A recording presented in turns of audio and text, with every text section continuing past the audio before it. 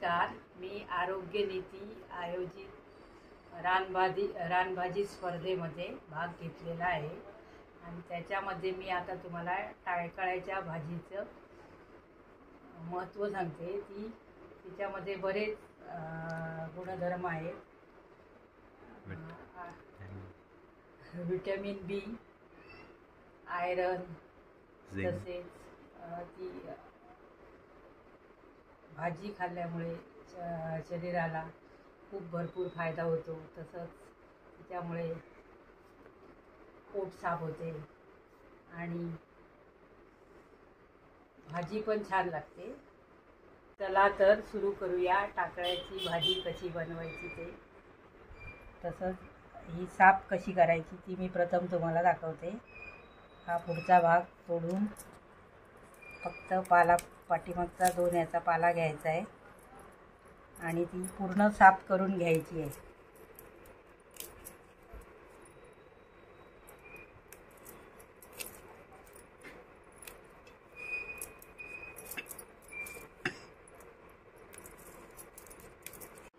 ही भाजी साफ करून घेतलेली आहे. आता मी ती धुवून चिरणार आहे.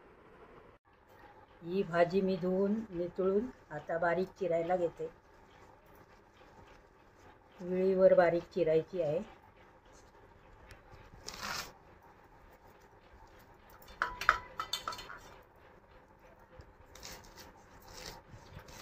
एकदम बारीक चिरून घ्यायची आहे.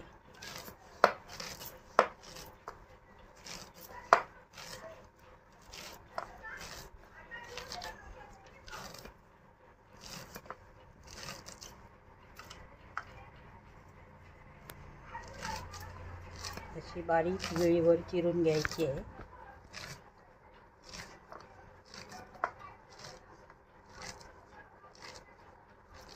बारीक चिरल्यामुळे तिचे स्वाद चांगला येतो.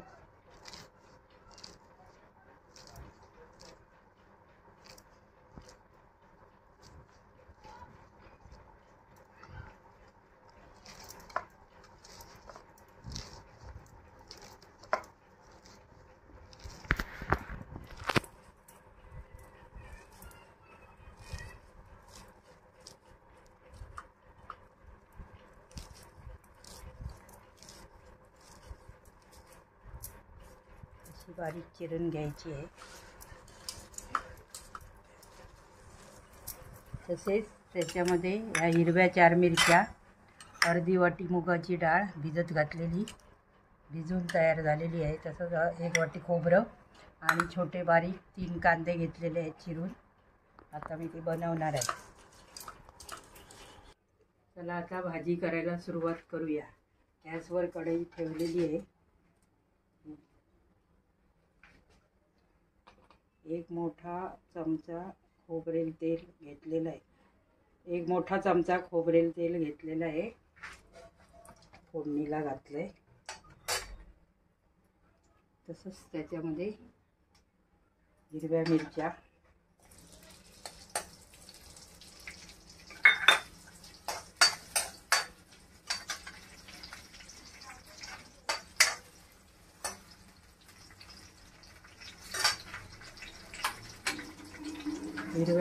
टाकलेल्या आहेत. तसंच त्याच्यामध्ये कांदा टाकायचा आहे.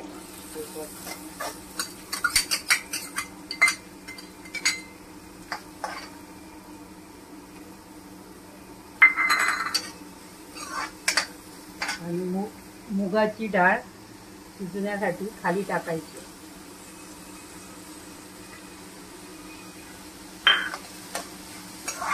चांगलं ढवळून घ्यायचं. त्याच्यामध्ये थोडं मीठ टाकायचं.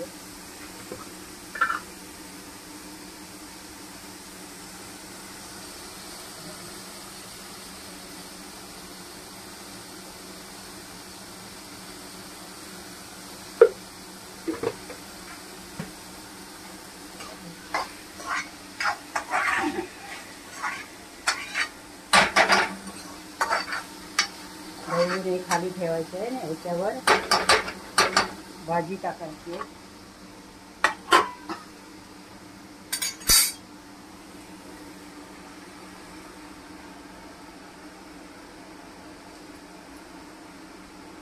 ह्या भाजीमध्ये अजिबात पाणी टाकायचं नाही आहे, ही वाफेवरच शिजवायची आहे.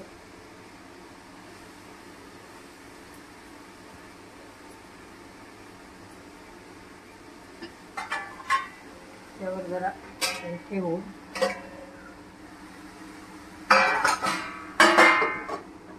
त्याच्यावर पाणी टाकायचं आहे.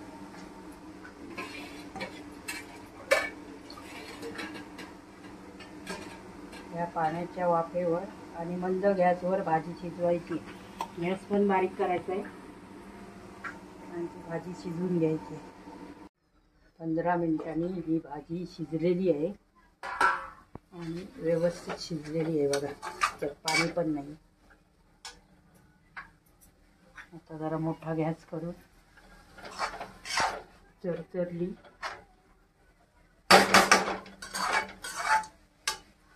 डाळ पण शिजलेली आहे. डाळीमुळे पण ही भाजी छान लागते, मुलं आवडीने खातात डाळ घातली की. तसंच हे मी आता खोबरं टाकत आहे त्याच्यात, 1 वाटी खोबरं घातल्यामुळे या भाजीला चव छान येते. भाजी झालेली आहे बघा, ती छान दिसते. अशा प्रकारे टाकळ्याची भाजी शिजून पूर्ण झालेली आहे बनवून. तसेच ते नाचण्याच्या भाकरीबरोबर छान लागते. आमच्याकडे गौरी गणपतीला ही भाजी अवश्य करतात आणि माझी मुले आणि मिस्टर सगळे आवडीने